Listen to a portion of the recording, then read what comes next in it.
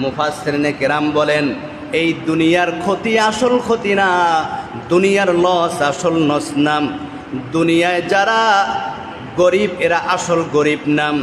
আমার ভাইরা, দুনিয়ায় যারা ধনী এরা আসল ধনী নাম।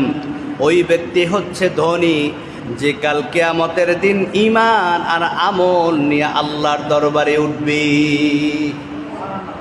দুনিয়াতে একটা মানুষের সব আছে, কোনো কিছুর অভাব নাই, কিন্তু মানুষের ঈমান নাই। সব আছে কিন্তু মানুষের আমল নাই।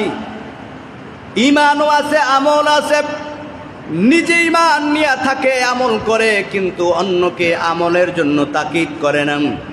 আছে না নাই?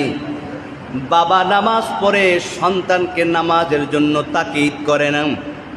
বাবা ভালোভাবে চলাফেরা করে, সন্তান কই যায়, কি খায়, কোথায় থাকে, বাবা সন্তানের খোঁজও নেয় না। এই মানুষটা অবশ্যই ক্ষতির মধ্যে পড়বে। এজন্য আমার ভাইরা, নিজে শুধু আমল করলে হবে না, আমার পরিবার পরিজন অধীনস্থ সবাইকে দাওয়াত দিতে হবে। এজন্য আল্লাহ তাআলা বলেন, ওয়াতাওয়াসাউ বিল হক, যারা হকের প্রতি দাওয়াত দেয়। আল্লাহ শুধু ঈমান আর আমলের মধ্যে রাখে নাই,